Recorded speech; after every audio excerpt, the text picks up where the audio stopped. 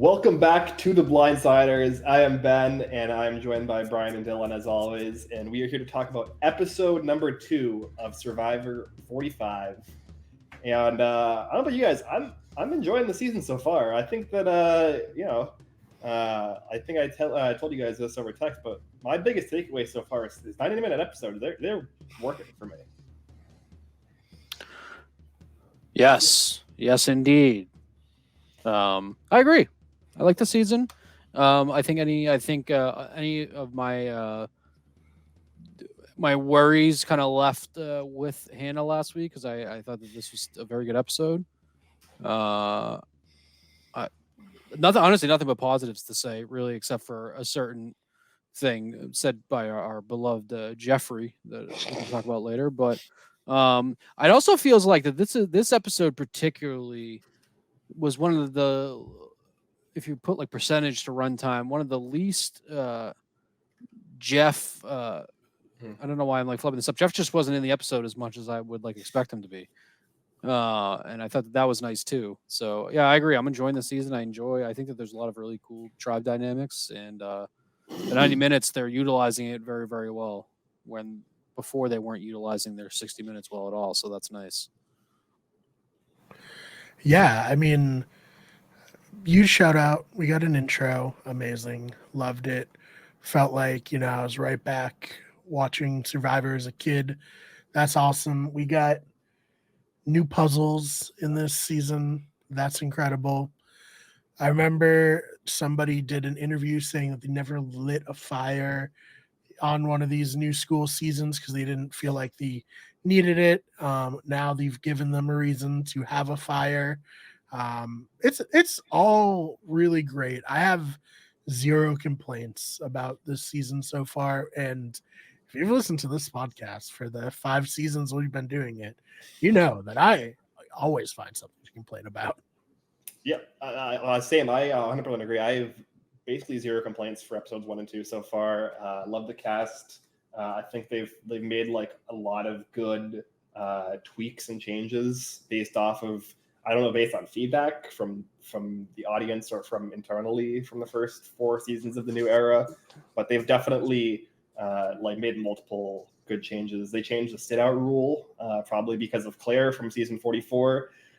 Who was eliminated from the show like 4 episodes in without having competed in a single challenge. Right. They changed the puzzles up, as Brian mentioned, presumably because of Carson, demonstrating to them that if you reuse the same puzzles over and over again, people can just learn them, which might have been why Brandon thought he was good at puzzles coming in and didn't end up being good. That's a good point. Yeah. So maybe his understanding of how good he is at puzzles was just that he studied them, and that obviously was not helpful when they changed them all up. But yeah, I think the biggest stat that I can point to as to like how well 90-minute episodes are working is every single player has had a confessional in both episodes. There hasn't been a single player in either episode to not have a confessional. The lowest number is J. Maya, who has had exactly 1 in both. But everyone else has had more than the 2 confessionals. So I think that also speaks to my view of the cast so far. I think J. Maya is the only member of the cast that I really don't feel like I have that good of a grasp on. But the other now 15 members, I feel like I have a pretty good view. And because I completely agree. Even then, she had her moment in this episode where she deciphered the puzzle, or deciphered that it was some sort of riddle or puzzle or something on there. So even then, when she said next to no confessions, there's something to like talk about with her as a player, I guess. So that's I do feel like that moment though was more of an alley-oop to like Austin's slam dunk as opposed to like a J. Maya moment. But in hindsight, but definitely we did at least get like a small little like 3-minute segment with her. So yeah, I again, no complaints so far, and I think pretty much every like misstep they've made in the new era, they've like at least course corrected a little bit on so far in the season. Mm-hmm. Yeah, it's been great. I really like the sit out rule. It's so funny though that like Claire was the one who like drew the ire of Jeff. Like, you can't do this when like Abby Maria, Sandra, like other players who are perhaps Chelsea. iconic. Chelsea, I felt like sat out for weeks in the game.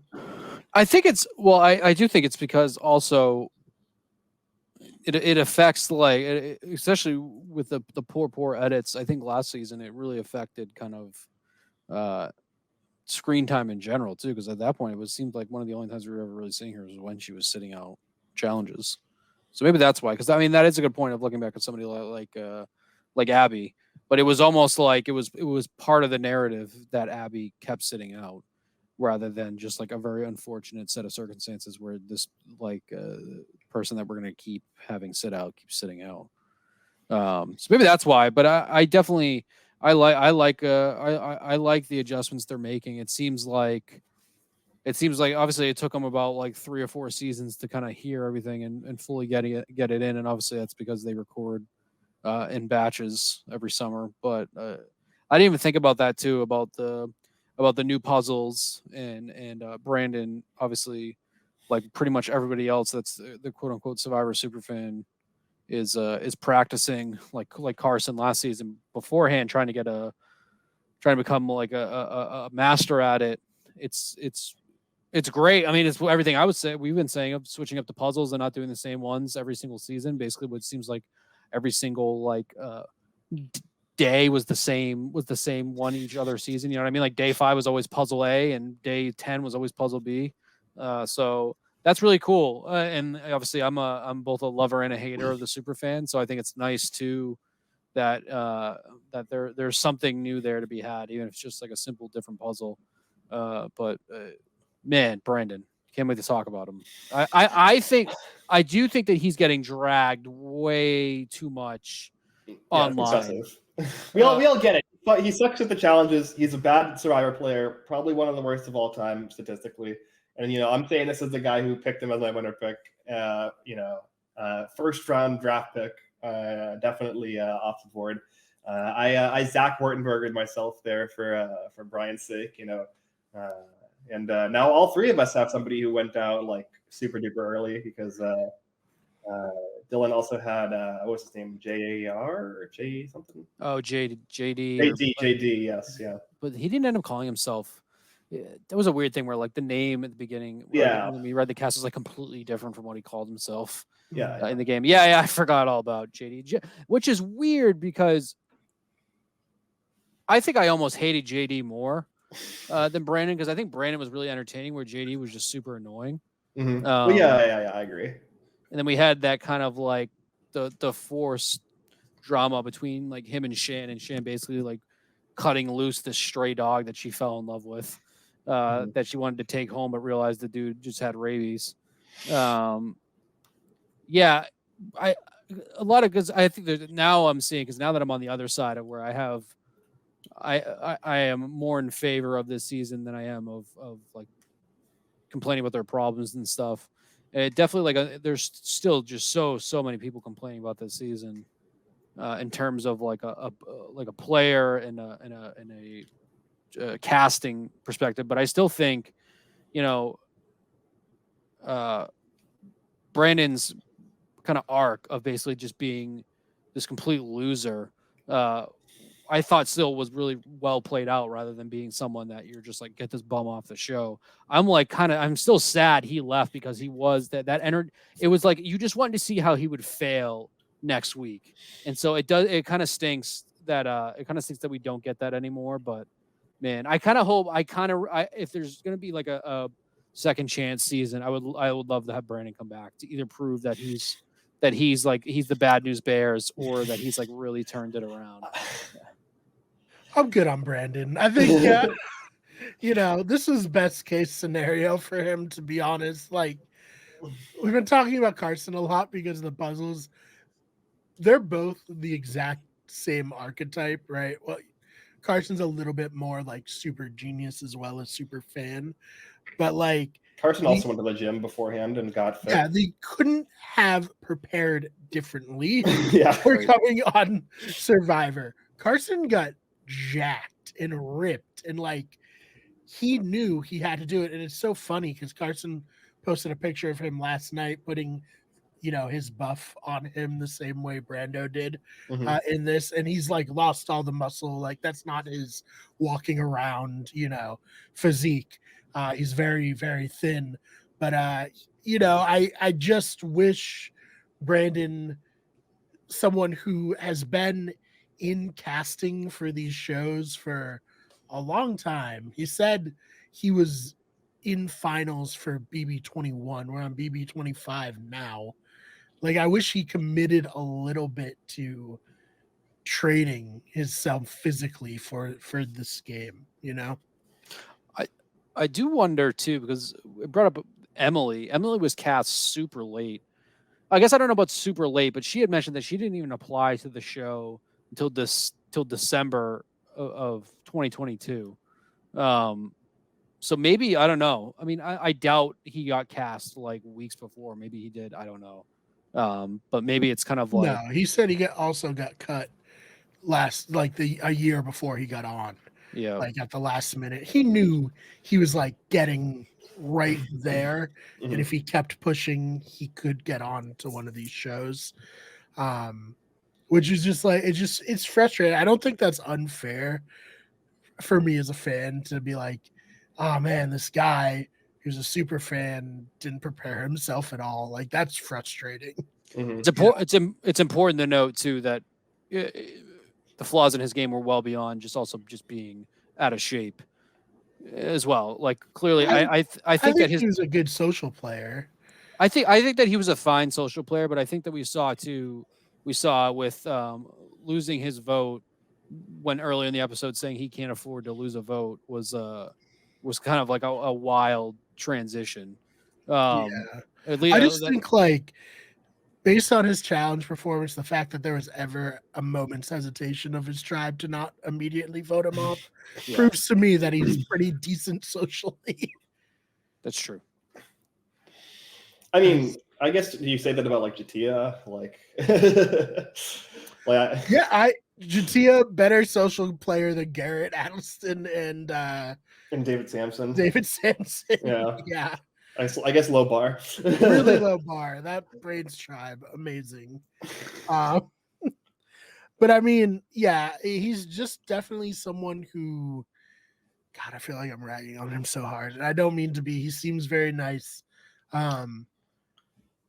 He just seems like someone who I guess probably didn't grow up playing like organized sports in any way, and just like I think he said that. I think very panicky whenever there's any pressure, which is like the worst thing you can do for any of these, Survivor, Big Brother, Amazing Race. If you're like a person who gets in their own head during any of these challenges, like it's just game over, Yeah, the comparison that I saw that I think is the most appropriate to a past player is Jacob Derwin from Ghost. Oh God, I think that's Jacob. Yeah, I think that's like the most like reasonable comparison point. Somebody else that came in was a super fan, but was like pretty wildly in over his head and like had a kind of misplaced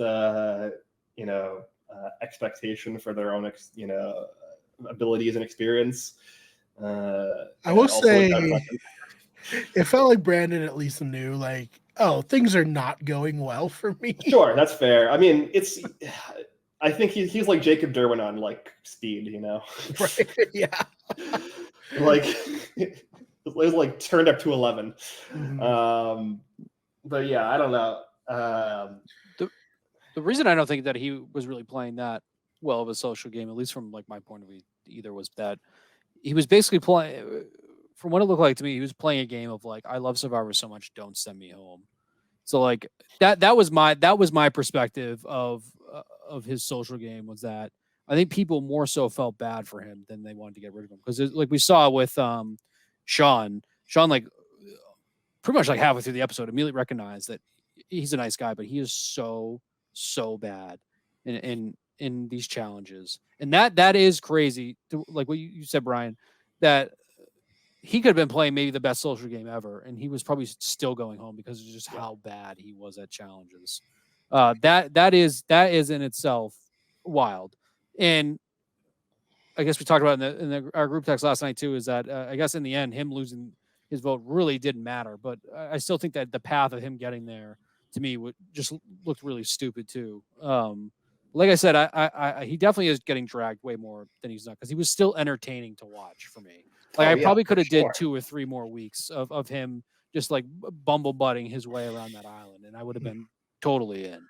I think if he is a replacement level physical competitor, he maybe makes it this vote and maybe can potentially get over Sean and be in the 3 of this, and then maybe Sabai is like, well, he's very loyal to me, I want to keep him. I think it's just he's so bad at challenges that, like, if I was on Survivor and he was my family member, I'd be like, he's got to go. I'm sorry. Yeah, no, I don't even know if he'd have to be a replacement level. I think he just needs to be like 25th percentile. Like, I feel like if he just wasn't like probably a bottom 10 challenge performer in the history of the show, he probably would have been fine.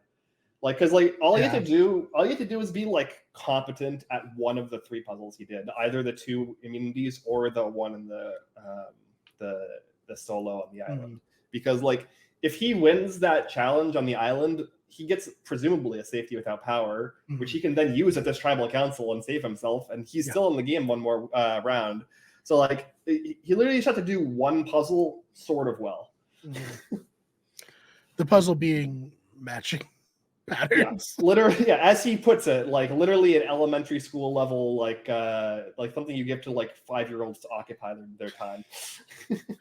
That's so tough. It was also very tough to watch him like be like, I've always wanted to do this, and that did not work. It was like, oh Jesus Christ, dude. This is like when you have a nightmare, but it's like if it was like Survivor themed. I know exactly. I know exactly what you mean. Yeah, I'm just like of like you like trying to run away from the monster, but you can't run type situation. Yeah, exactly. Yeah, this is like karmic justice level of like everything can go wrong will go wrong. Poor guy.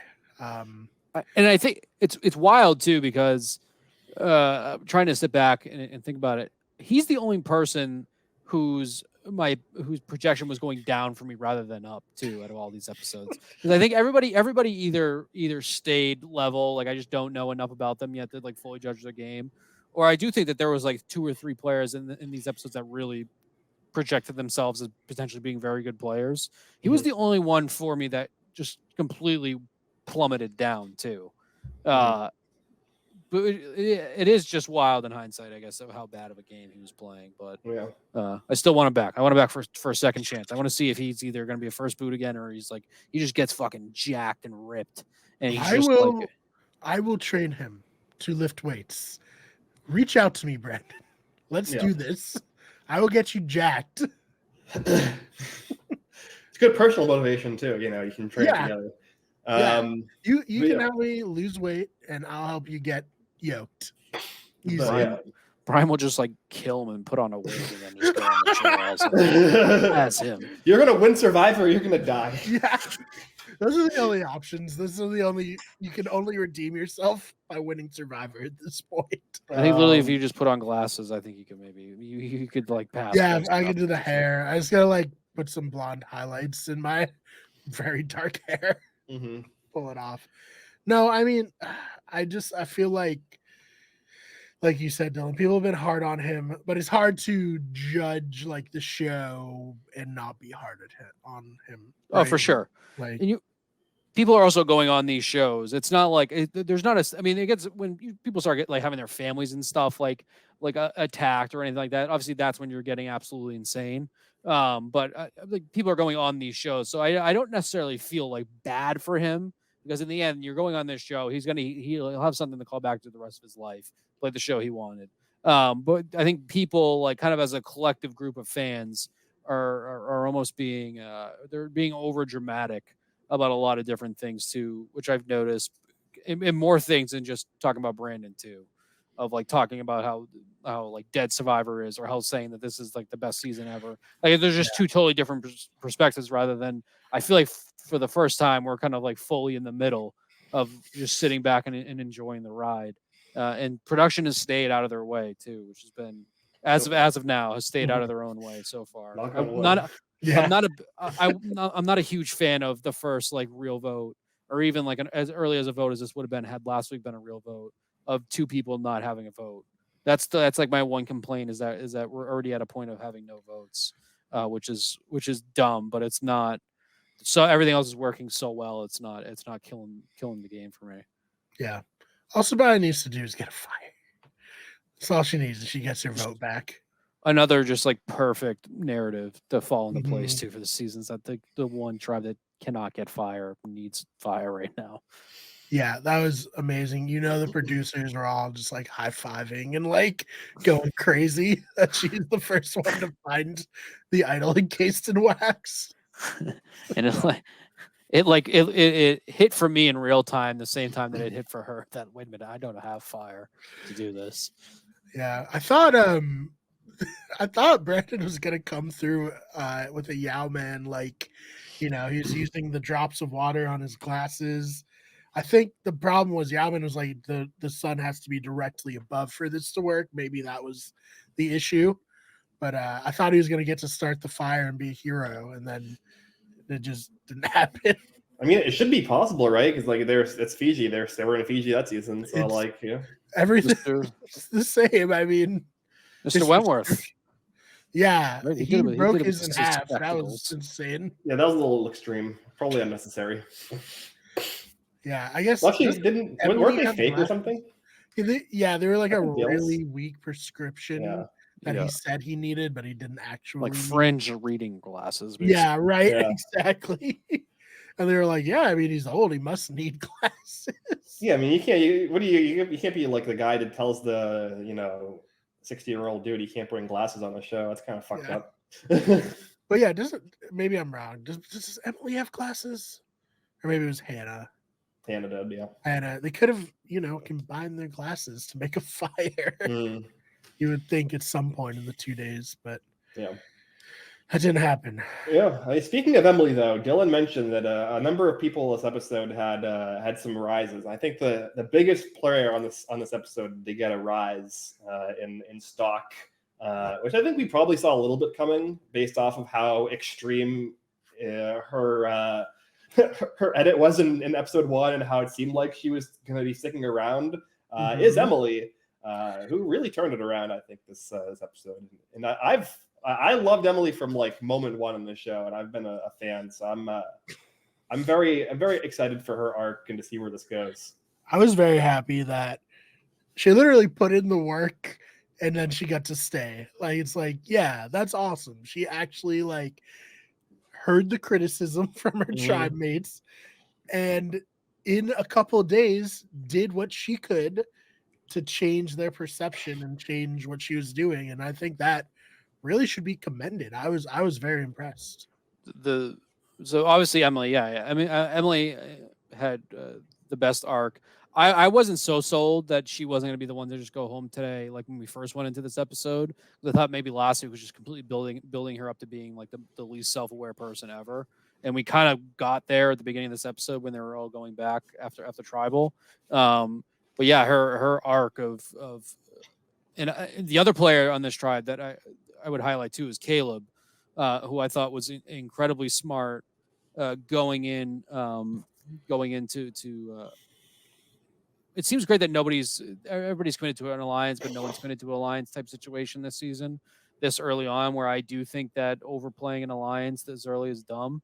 And I thought him and somebody else on the blue tribe was really smart to branch out. And I think that Caleb also helped give Emily kind of the confidence to realize that she had a fighting chance at that point. But yeah, she turned it around. She listened to what the complaints were, became self-aware, and realized that her days were going to be numbered to a much shittier player if she didn't turn around. So they literally went 2 different ways, Brandon and Emily.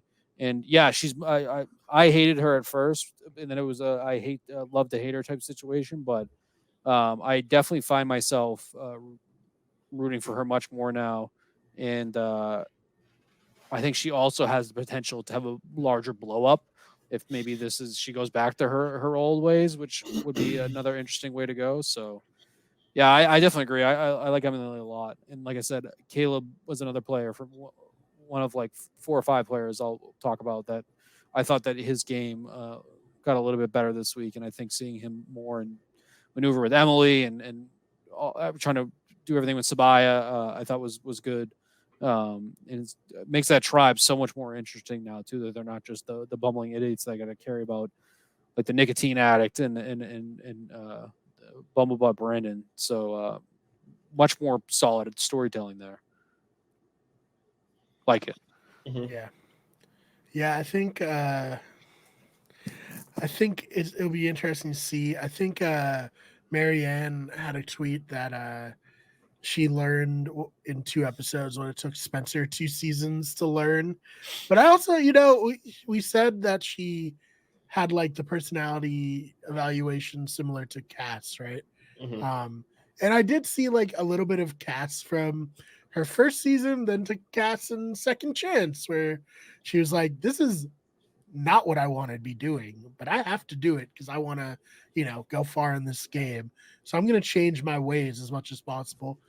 She did still, say, she's very straightforward. When they were like, oh, let's look for the idol together, she was like, this is bullshit. This is just to babysit me. And then when they're like, I was Brandon to the summit, she was like, also feels like a little bit of bullshit here. Mm-hmm. And I love that. She's awesome. That she's just like saying it and just being like, I know what you're doing. Like, I'm not in a position to do anything about it, but just know that I know. Yeah. I mean, look, when Emily said that she worked in finance, I was like, okay, that makes sense. I get it now. everything just, the pieces just put together at that point. I was like, okay, yeah. Definitely big person who works in finance vibes from Emily. Yeah, no, agreed. I did love her. Like, apparently people aren't like stocks. It's like, what? Yeah, that's I mean, if we're making the Spencer comparison, that's like very much like, oh yeah, people are like chess pieces. Oh wait, I guess they're not. At least chess is a game, like a strategy game. I guess stocks are kind of a strategy game for like psycho rich people. Mm-hmm. The rest of us is just what we watch our 401k go down on. Yeah. So I'm very excited to see where Emily goes. I think she's in it for the long haul. I think she's definitely making the merge at this point. I think that the show is definitely invested in her as a character long term. So I'm excited to see how that arc pays off. And I definitely, after episode 1, was like, I have no idea who's winning. There's like no real indications so far, but I know that Emily is not winning. But now I think there's definitely a story there. I think it would be a really cool story. I'm still not like fully sold on who could win and can't win at this point, especially based off recent seasons. I'm like hesitant to pick. Yeah, we'll see. Yeah, I guess, do we want to talk about Blue Tribe or Reba next? Bello, right? And Reba. Yeah, I think Bello is probably like more interesting. I think there's more going on there. Whereas like Reba's like, hey, the 4 of us are in an alliance. It's like, okay, there's not really much moving parts, it seems. I do want to highlight that I think that my Napoleon Dynamite pick is working out really well so far. Yeah. Everyone loves him. Yeah, like, looking at confessional, because I checked confessional counts to make sure that I got that stat right. He is one of the highest confessional counts of the cast on a tribe that hasn't gone on tribal council. Like, the only other people who are like in that vicinity are like Sabaya and Emily, and then I think he's third behind them. I think he's already playing a good social game, and I think he just, if you would have told me that he's like 22, 23, something like that, 21 maybe. If you would have told me he speaks really well for someone that age too. both in his confessionals and when he's talking to other people. So, like I said, I don't know if I really have a favorite of who I think is going to win, but I definitely like my pick for him a lot. And I think that he's doing a very good job on that tribe now. But I mean, who knows? Everything, once shit hits the fan and there's actual controversy, that's like when we really see. But he's probably my biggest highlight from Red. Yeah, he does have Ivy League energy though. He does seem like he could have been like a secondary character on The Social Network. Mm-hmm. Yes. Welcome to Facebook. Yeah. Coder B. Yeah. Coder. He could have been like a friend of the Winklevoss twins. Yeah. Like that. I do know what you're saying, Dylan. Like when I was watching Drew talk, I was like, this man has the personality of a 68-year-old. Like he will be this version of himself as long as he lives, I feel. Mm-hmm. Which is fine. He's very fun. It's also very funny when it shows him standing next to his tribe mates and his head is completely out of frame. He is so tall. Freakishly tall. He's a freaking nature. Yeah. It's like, which, you know what? Sometimes people are just drawn to tall people. Yeah. So I mean, the main kind of structure that we see on this tribe is built mostly around this like Drew and Julie conversation that we see, and like they kind of each as a centerpiece bring in their actual number one allies, which for Drew is Austin, and then for Julie it's D, and that's kind of like the new like structure of the tribe. I don't know. What are you guys' thoughts on kind of that structure? I don't think that this tribe is going to be going to. Yeah, no, I don't. I agree. So this could be the tribe that. I mean, as of right now, I'm assuming this tribe as a whole is going to be the one that goes in with the numbers, like we just said. So it is interesting, and I think that Julie is doing a little bit better than I would have assumed from the start as well. It's like it's so tough too because it's Sifu Coach Junior. I think he's just like another interesting. I think that it's a tribe that actually I believe all really like each other at the moment. So I don't put as much stock in twos and twos going in here, but I guess like I said, we'll see once they actually face some sort of adversity. They're but they are like the only tribe I generally believe would all maybe stick together in a alliance should they move on. But I guess we'll see. But I if we do see them at tribal, it will only be maybe once before we merge. Yeah, I mean it's very great that the tribe with the new Steven and JT already have coach on it. Perfect. Yeah, this is just like so what, are we gonna fill out the rest of the tribe with like Token Chain's archetypes? Like so Julie's Debbie. Yeah, Julie's Debbie, and then I guess D is like I don't even know who D would be. Like there's no woman from like that alliance that pulled in, right? So Julie's yeah. I was gonna say Julie seems much less cutthroat than Debbie, though. Right. Really, I disagree. I think Julie could definitely be as cutthroat as.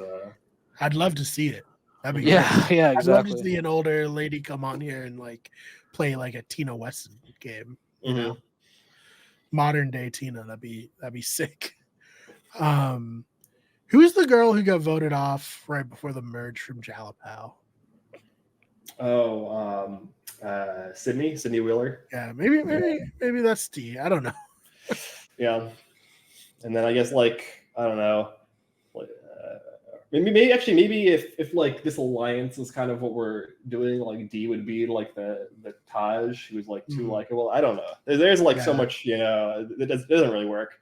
It is very funny that like when we were doing the preview for the season, I was like, wow, this buff, I don't know, just like feels like Survivor Token Cheens to me. And then now they're like the Survivor Token Cheens Redux. Yeah.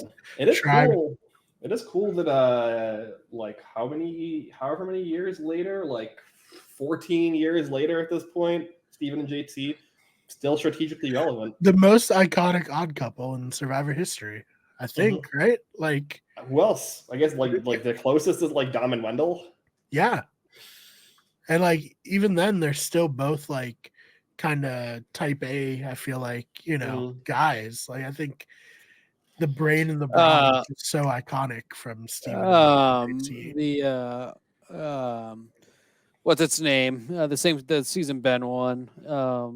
The big tall. I'm getting names. Ryan and Devin. Yeah, Ryan. Yes, Ryan and I guess Devin, those are another. That's another similar one. Yeah. If they could have gotten Ben out, maybe it would have been, I think, more. But the fact that Devin was like a fallen angel, like last boot, gets a little forgotten, Oh, there was that very iconic shot of him like starving to death on the beach. That's great. I guess like Malcolm and Denise also probably another like famous odd couple. True. That worked really well. That's a good one. Yeah, you Tina Kobe. Classic. Yeah, very classic. Rudy, Richard. Yeah. Yeah. Yeah. No, but as far as like people that, as far as duos that people want to emulate, I do think Steven and JT are the most frequently cited. So successful too, and because I feel like Steven gives a lot to the people who value, the strategy for the show, because he like dictated a lot of the strategy, and then JT gives a lot for the people who are more like challenge and survival interested, oriented. Yeah, and if you're Austin and somebody comes up to you and is like, "Yeah, I want you to be the JT to my Steven," that's great news, like historically. It's like, yeah, sign me up for that. The Jeremy Collins strategy of Steven, I would love to work with you. He's 2 for 2. I mean, Steven's an iconic ally. Always the bridesmaid, though, unfortunately. Yeah. I would. Steven and JT. No, here's our tangent. Let's separately already going on. Steven and JT. That was also one that was really close. Where like, at least for me, going into it, I felt like either one of them could have won before we got to tribal council. That's what Steven thought too. But once you got to that tribal council, I knew it was a wrap. But yeah, that was tough. Iconic, yeah. It's like one of those things too, like an alternate universe. I would have loved to see them play together again, too. Like almost have like a duos season. I think both of them would have loved to have played together again. Yeah. If anything, funny is Fishback the more successful of the two after their original season? It is very funny because JT won in a perfect game, and yet after the returning games from both of them, it's like, but what's Steven better? Like, it is wild to go from arguably one of the better wins in Survivor to like questionably because he was not even being on like Winners at War type thing. You know what I mean? Well, there are extenuating circumstances to that. True, but you know what I mean. Like, and then having like, because that's like I feel like that's a legit question of who was better after their OG season, Steven or JT. And I think I'll never forget the night JT got voted off of Game Changers after leaving his idol at home, and Ben texted me, "Did JT get kicked in the head by a horse between seasons?" He might have. I don't remember saying that, but that's pretty funny. Yeah, that was so fucking funny. It was like right after the snuff, and then just like that on my phone. and then giving away an idol in his other season. Yeah. Okay. Well, I think in retrospect, JT in both of his returns probably felt a lot like he was playing with house money and was like trying to play this like very like high risk, high ceiling game where he's like, if this works out, I'm going to go down as like the craziest, most insanely good Survivor player of all time. Yes. And I think a lot of that stemmed from like him assuming his reputation preceded him and like feeling like he needed to play that kind of a game in order to succeed. Yeah. I do think it's very funny that he just like invented this insane narrative on heroes versus villains, but like convinced himself, like, yo, if I pull this off, if my insane theory of what's happening works out, ooh, I'm gonna win. And I mean, if it was true, he may have. look, I think that it's easy for us to say it's insane because we have, you know, omnipotence, unlike Right. or like omniscience, because, like, you know, as we know, they didn't know who Russell was. Their, you know, experience from poverty from, like, you know, 2 years previously, a year previously, was her running an all women's alliance in Micronesia. A lot of pieces kind of seemed like they were fitting in place in terms of the narrative. It wasn't just JT. Pretty much all of the heroes were totally bought into this idea. Rupert was probably the one who was saying it the most, if anything. And, you know, it definitely was like a collective decision. And it was just because it was JT's idol and he's the one who wrote the ridiculous letter that he gets the majority of the crap for it. But yeah, I don't know. It was like, again, extremely high, like unnecessarily high risk, high reward. And then it was just like so unfortunate how Parv like made the perfect television moment out of it, you know, like, this is my love letter to you. And then playing his idol to idol him out, just like, damn, it couldn't have gone worse. Although now this like nostalgia kick is like just make me realize that we'll never have anything like that in Survivor again. So like, never mind the season. Fucking hate this show. We were so high on 45, and now we're like reliving the like glory moments of heroes versus villains. Are like, damn. Because I guess like it's like back to reality though. Is it is tough to see like any sort of those like iconic moments or things like players like that coming out of any of these seasons. Like, they could, but it's still just a reminder that the game as a whole though is just a complete shell of what it used to be. I mean, I think that like there's been some decent plays like that, like not to that level, but like kind of like, you know, if Cody won his season, I think that moment where he votes out oh god, you know, Jesse won. If Jesse won and he stole Cody. That was like the first moment that came to my mind in the new era was Jesse getting rid of Cody in that move. I think that's probably the closest that we've gotten to something like that. Cold-blooded and keeping the other idol and keeping it secret, just stealing someone's idol. Jesse was a pretty good player. It's, I guess now more so, it's just literally all about timing, because I mean, it's always about when you do things and timing wise, but I just feel like now, if you're 2 days early on a move, you're gone, because everybody just quickly realizes that you're gonna win if you pull off a move like that, because it almost comes down to whoever pulls off the best move is the biggest threat. And like it's just like 43, I think it was, whatever year Marianne won. I think it was 43 or 42. We had 3 or 4 straight weeks of people making big moves and just like one-upping each other, and it was great. But it just felt like that we were just slowly whittling down more and more, because the good players were leaving until, you know, a good player was left, because they waited long enough. The inherited win equity on that, where people would like kill the current first place winner and absorb their power. Yeah, it's like the Agario game where you eating you eat the biggest guy and then you gain all of his points. That's not saying that Marianne wasn't like a deserving winner, but like, I mean, she made the right move at the right time. Well, look what happened 2 seasons later with Gabler, and then the same season you have Cody and who is so if you want to talk undeserving winners, let's talk about Gabler. No, kidding, of course. I'm still whatever on Gabler's win, but that's another dramatic thing that everybody thinks that Gabler is the worst winner of all time still, which is not true. He's not the worst winner of all time. Yeah, not all time. Yeah, I think era, yes. For sure. I'm not going to keep naming names, but yeah. So that is depressing as a whole to think about. Is that I just don't know if we'll ever get iconic moves and wins like that are as tasty as they were back then. You know what I mean? Yeah, no, I agree. There's probably not going to be like a one great coordinated, uber strategist stomps their way to the end and like gets it. Like Jesse was the closest they were going to get, and he still fell short. So, yeah. Or like when Jeremy won Second Chance, like that was over with 3 or 4 votes left to go. I still had Wentworth to get through at the very end. True, but I feel like now, spoiler more than anything.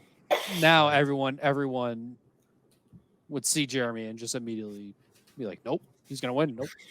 I do wonder if that's like a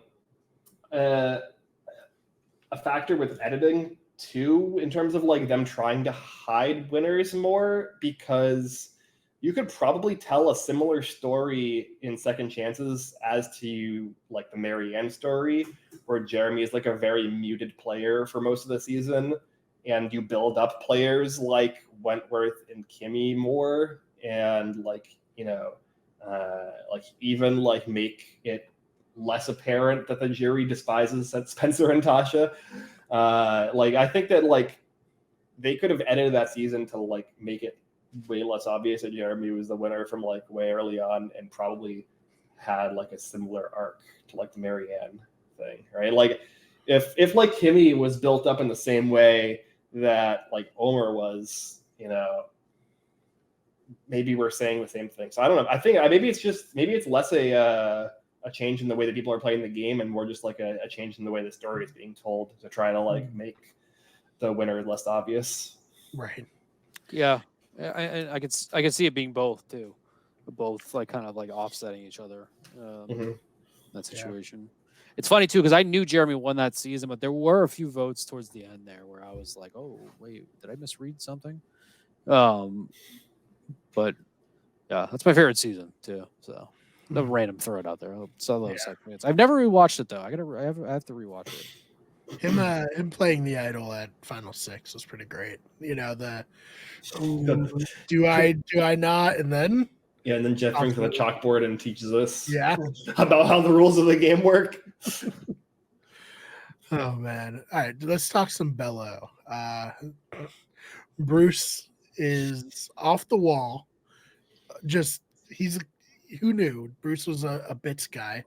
He's just always doing bits at every moment. So him doing bits is a bit, right? Like it's like it's like a meta self-aware thing. Yeah, he's like, I'm gonna do these like stupid bits to like try and make people like me one, and like make them think that I'm not a threat. Right? That's what's happening. I just want to make sure. That's his intention, yeah. Okay. I can't figure out. He's older on that tribe. Yeah. There's kind of like an inception going on right now with Bruce.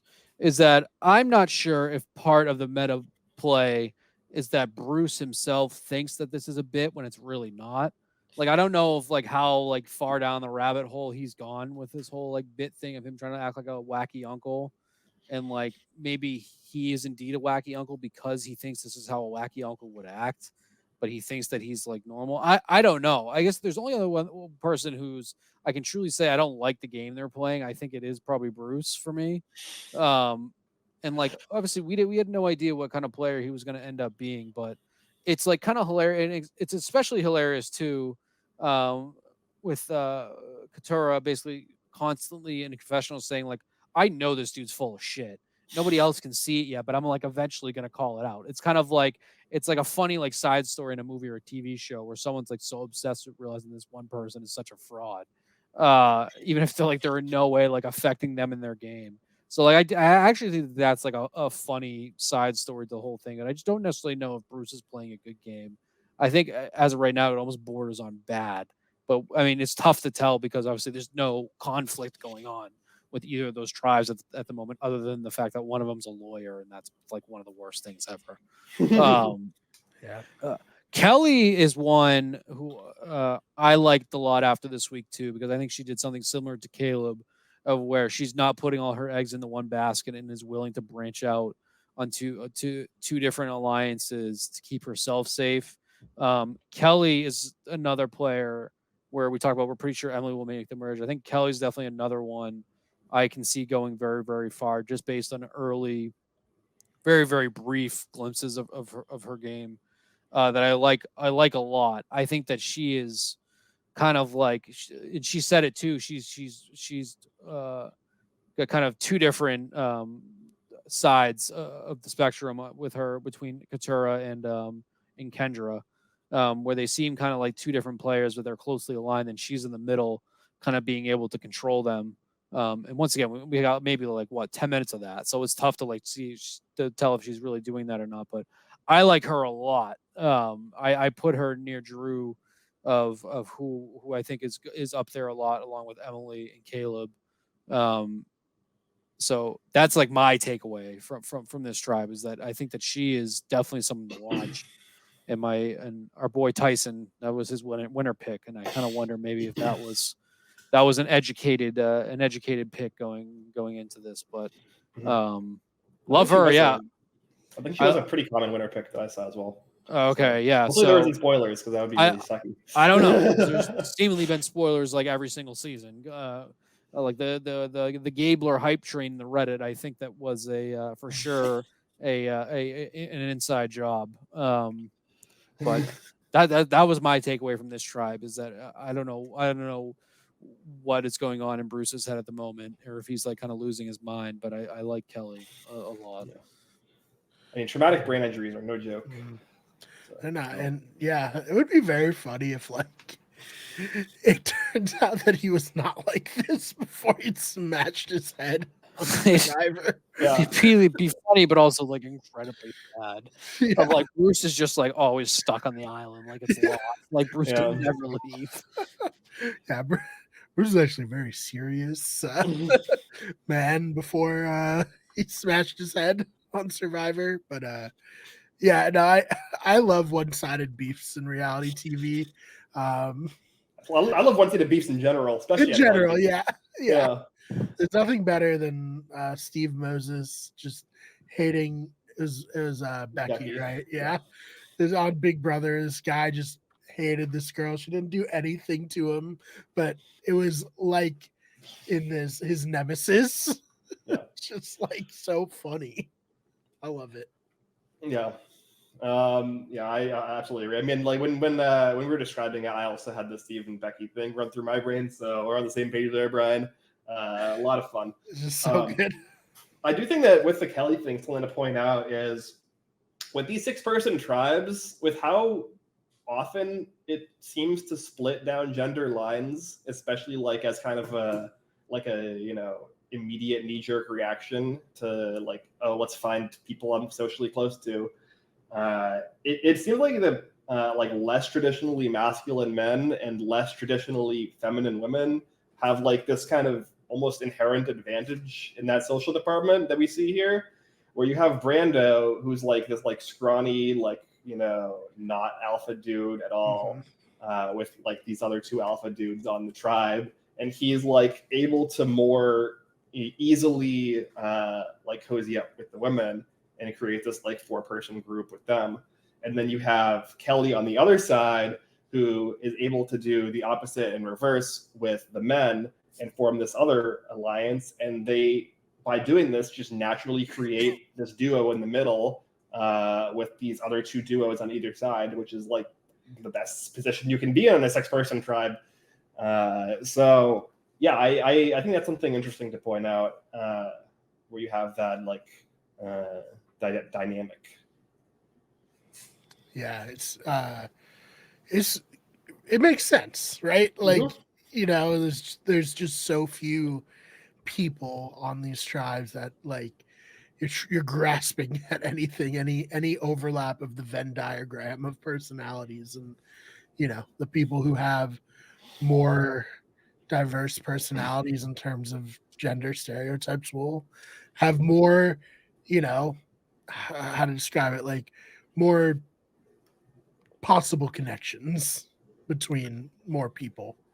I think we also on this season have more like just at least seemingly have more like normal down to earth type people, where like Kelly and Brando just seem like they're just normal people like navigating in between, and like no one really seems they're like overly, they're overly like one thing or another. It just seems like which I guess is a true social experiment where you have like people that are naturally like not embraced to like this sort of not ideology, but just like they're either overly zany or like they're just they're too committed to being like this mastermind, the pulling it in. Like we said, it really does seem like it's usually just this split down the middle of whether it's like all women or whether it's all men, or all lawyers, God forbid. It's so it it just seems like like a normal social situation where like, yeah, I get along with everyone, so I'm going to maneuver it. I'm not going to go because I'm a girl over here. And I think that's it is very smart. I'm glad you called out Brando too, because I mean, he literally basically, I guess, did the same thing that Kelly did, which was leave their safe group to kind of go and potentially form another safety alliance with another tribe. I guess I'm not as convinced that he could be there at the merge that I am with her. But this is another tribe too that it's tough. I guess they're probably tribe B to Reba's tribe A of who I think will could be going to tribal, where and obviously the Lulu losers are tribe C to that.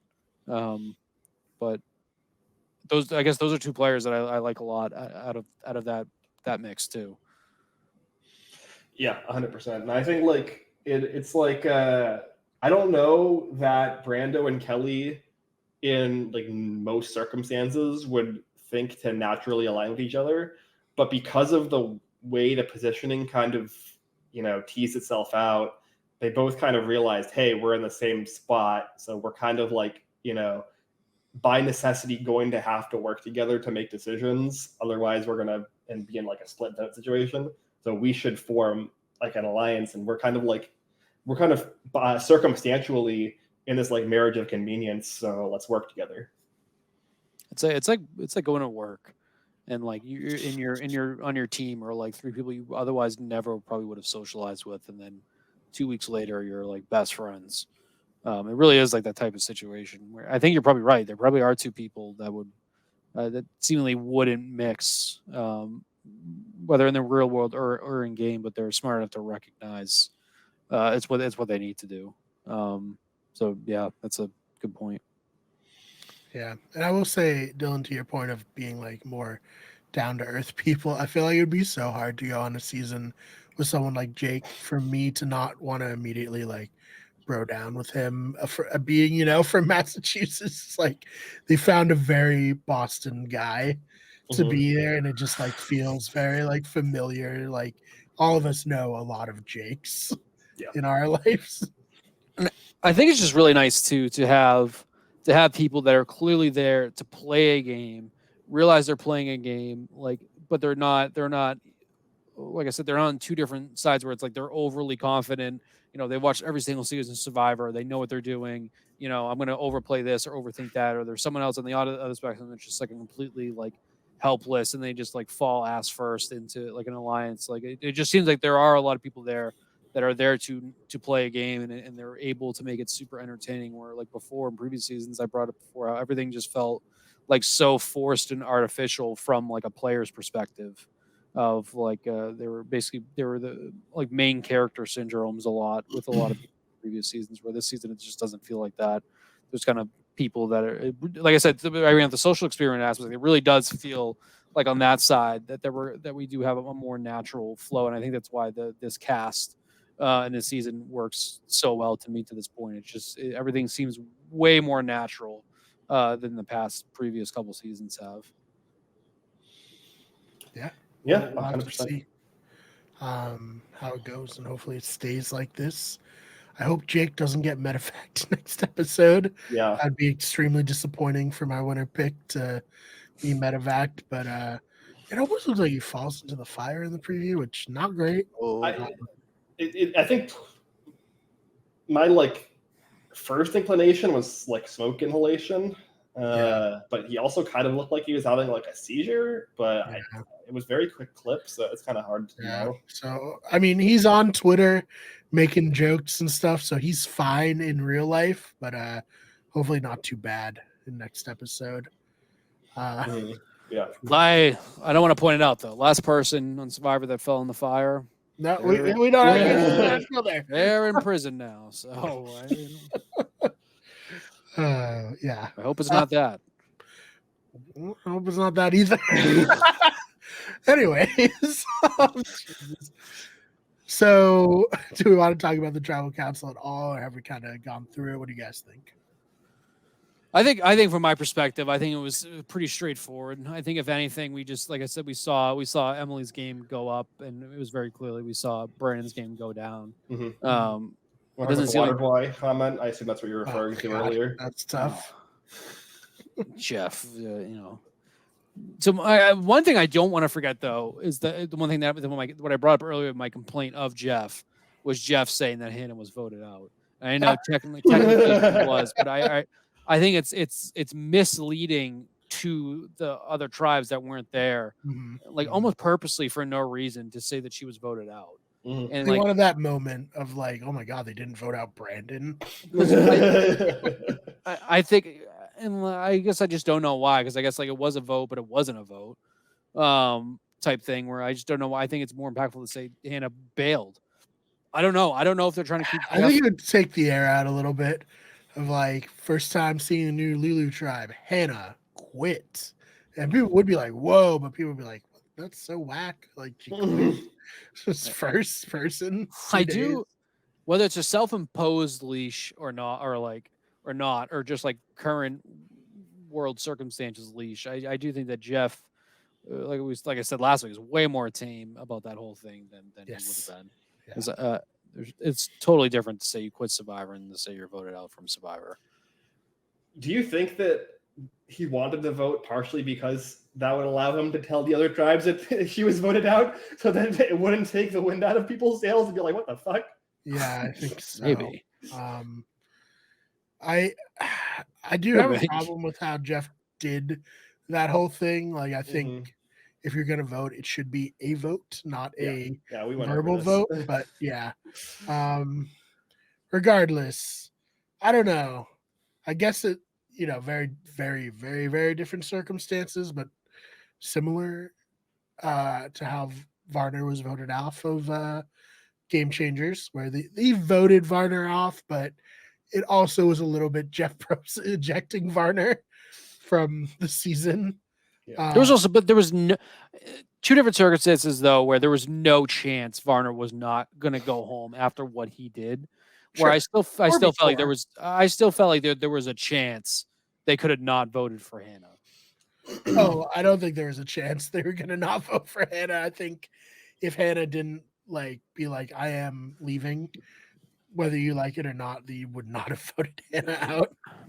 I guess, yeah. I don't exactly mean that. I mean, whereas I guess that's a point too. Yeah, if she's basically threatening, like, I'm going to leave no matter what. Yeah, I think that's basically what. Then that makes sense. My thought was like, they don't vote her out. They vote out Brandon or Emily, and she's like, no, I'll stay. Type situation where Varner was going home no matter what, whether it was vote or not. Yeah, I mean, it also the other instance that comes to mind is obviously even less formal would be the Brandon Hance 2.0 in Caramon, which happened at the challenge because but I feel like in those cases production just needs to grow a pair and eject people because yes. I don't know. I feel like Big Brother is Big Brother will bring them into the diary room and you'll never see them again. Yeah. And that's the right way to do it. Yeah. Yeah, I mean, I guess they did Dan Spilo. That's eventually. Yeah. Eventually, yeah. They should have done it earlier. But no, yeah, I agree, man. I think they should just kind of be like, okay, no, you're out of this game. It's a game and we're the people who make the rules and enforce them. So you're out. Because the only redeemable thing about the Brandon Head situation was Reddle being like, Jeff, can you do the fans win immunity thing? It was completely just so bad. I don't know why he did that, but that was really funny. I'm pretty sure Reynolds also worked in finance though, so I think it makes sense why. Oh yeah. But like incapable of reading the room. But yeah, I think the only reason they did the verbal vote was so Jeff could say Hannah was voted off of this. And I think if it was later in the season, they would have just let Hannah quit straight up. Mm-hmm. Just not first. They can't have that be the first boot. Yeah, it's embarrassing for the show. It's very embarrassing. Reflects really poorly on casting. I think that's only internally. I think the embarrassment is clearly no matter what, because it's clearly shown that she didn't want to be there and what's going on. So yeah. Hey, Adam Klein's clients would never, Jeff. I don't know if you guys saw that whole controversy. Yeah. Oh yeah. So stupid. It's so stupid. Do we know who is the who? Mm-hmm. Yeah, Brandon was one of them. Yeah, Brandon. Caleb was another one. Brandon and Brando. Yes, and Caleb was a third. Hmm. I mean, 2 of the 3 of those are probably like top 5 players this season right now. I'd say right. So. And look, Adam is an incredibly smart guy and very underrated at Survivor, in my opinion. So I think he has a very good grasp on what can get you onto this show. So if you're gonna try to get on and you want to pay Adam, I think it isn't the worst thing to do. I don't hate it because I think it just also reflects the current state of what Survivor is that it's less of what it was when it originally started, of being this this genuine social experiment, where now it's I do believe that there's people getting on there because they generally have been wanting to get on there their whole life, but I think you also have other people realizing maybe the potential opportunities that it could also bring you going down the road. Yeah. I mean, look, it's 80, maybe 85% white collar people on Survivor now. So it's we're a far cry away from 16 people from different walks of life, tagline. Yeah. Because if you're even a remotely physical player or somebody likes, you're almost guaranteed to be able to get into a season of the challenge or something like that after Survivor. So it's you're setting down a career path at that point. That is a good point. I don't see anyone on this cast who immediately jumps out to me as being someone who's going to get cast on the challenge. I think Austin is pretty. Austin. Yeah, that's a great point. I forgot about JT, new JT. Yeah. I don't think we'll see Brandon on the challenge. It could be pretty funny. I would like to. Sifu is maybe another one I can see them. Sifu would be fun. Maybe. Yeah. He's jacked. I've been watching the Challenge USA this year, and those challenges are really hard. Mm-hmm. Way harder than a lot of Survivor challenges. Yeah, it's just depending on. Oh, go ahead. I was gonna say because they're also they've had 3 or 4 winners go on to play that, which is I feel you win Survivor, you're kind of there's no going on top of that, but you've had multiple winners go on to that show after. It's the challenge is pretty cushy. It literally, I think it's because I think it's just because it's been on forever. Given Survivor has too, but I think maybe coming from MTV, it almost seemed, and it is, I guess, still so B-list to Survivor's A-list, but it's just as wild to see people just almost immediately go from playing Survivor to now going to play. They played more seasons on the challenge. If I was going in this day and age, if I was going on one of these shows, I would also go on the challenge after. That sounds sick. Yeah. Why do I want to work an office job when I can film television shows? I mean, look at Alyssa Snyder, right? Mm-hmm. One of the most irrelevant players in the last season of Big Brother. Mm-hmm. She's on a challenge now. I don't know why, but she's good for her. I don't know how she swung that. Oh, agreed. It's great, and Chris from Edge of Extinction's on it, and he horrible gameplay, just like in Edge of Extinction, but really compelling character that I'm really happy we're getting more of. So I'm all for this Survivor / Big Brother to the challenge pipeline that's happening right now. I don't know how fans of the challenge, who have been fans of the challenge since it was Real World versus Road Rules, feel about it, but I think it's great. I haven't really watched it, but I was a big fan of Real World versus Road Rules. Do they still do like the house though? They still do like the all the like the like is it half at the house, half the actual challenge, or is it just like all challenges? These, I mean, in the Challenge USA, they live in a house together still. Okay, so there is like Go out- still they a go out social like aspect. partying. Yeah. Okay, the only clips I've seen have been from like challenges and stuff, so I didn't know there was still like an actual social No, aspect. there is for sure. But I think because the Challenge USA is like including a lot of Big Brother players, a lot of Survivor, and like a few Challenge vets is very like meta and gamey, probably more so than the regular challenges. It's basically like a reality circle jerk, basically, where you get to go after you die in your original reality life. I mean, there's a bunch of those now. I mean, like we talked about the villain house before. It's like coming through.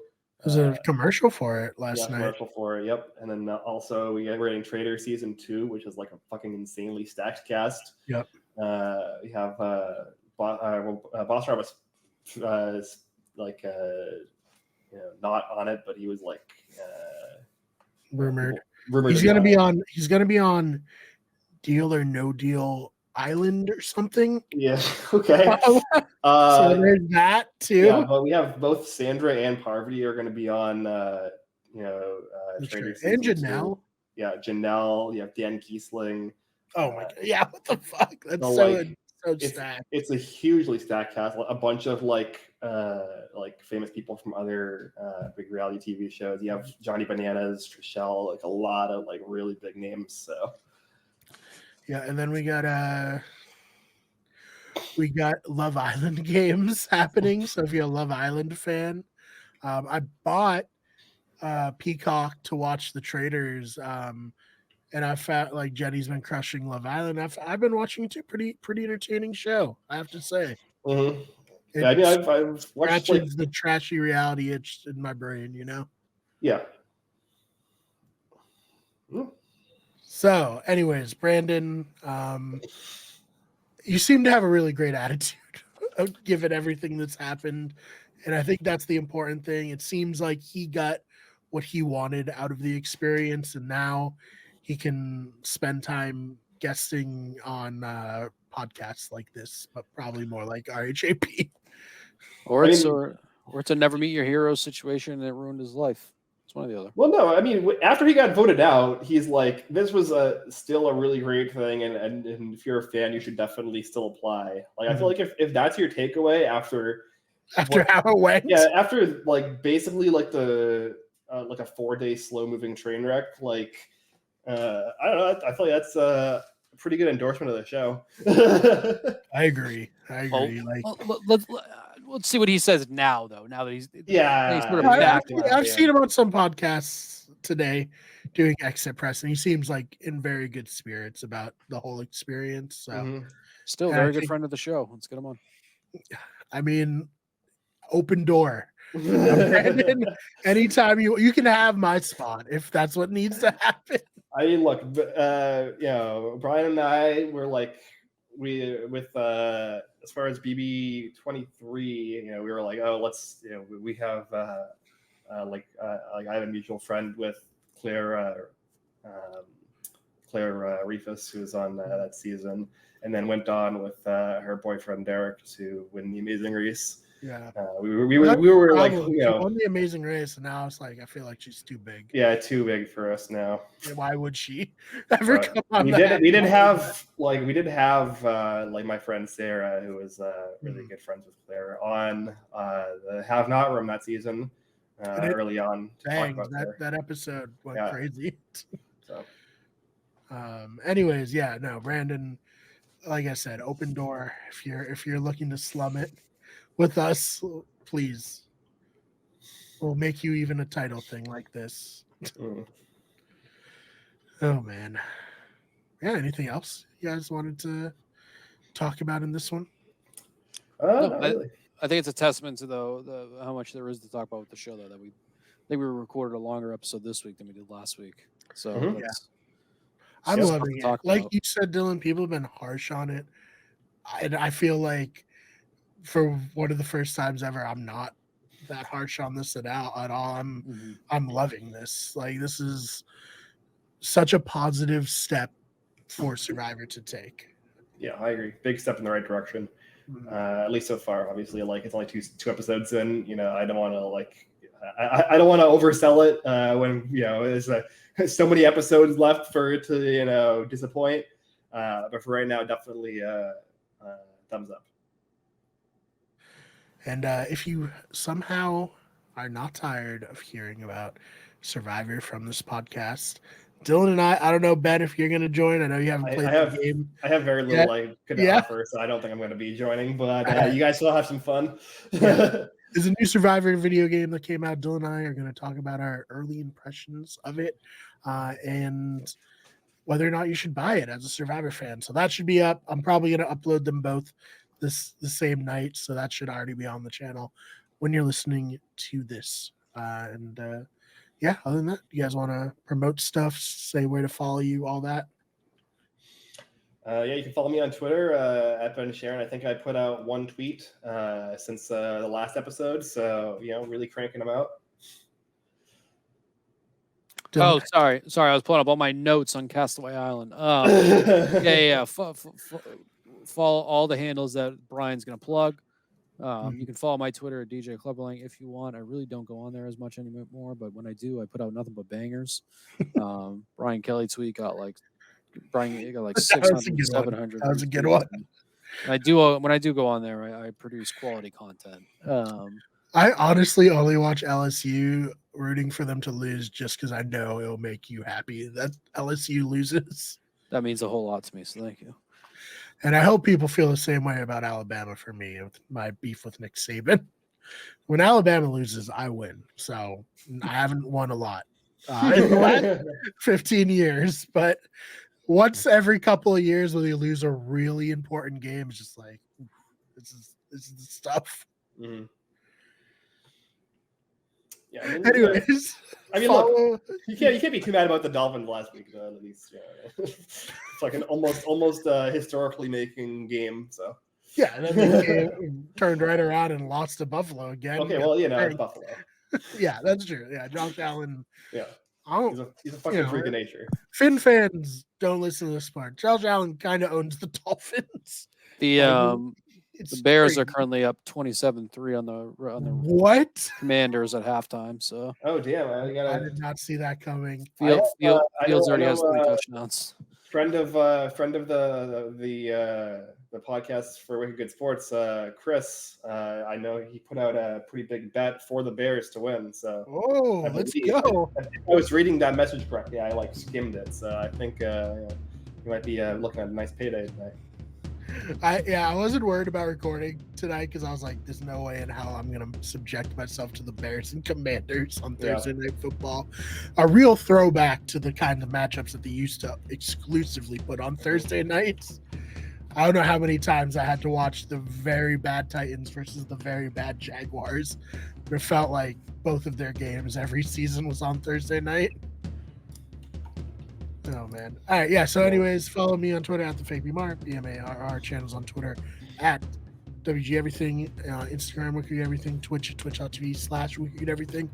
I will stream the Survivor game on our Twitch, and I will try to do more Twitch stuff. I miss streaming so much, even though it's not something I've done a ton, but every time I do it, I'm like, this is the best thing ever, and I should do it more. So please subscribe to our Twitch, or I guess follow the Twitch there, and subscribe to the channel. Better Radio.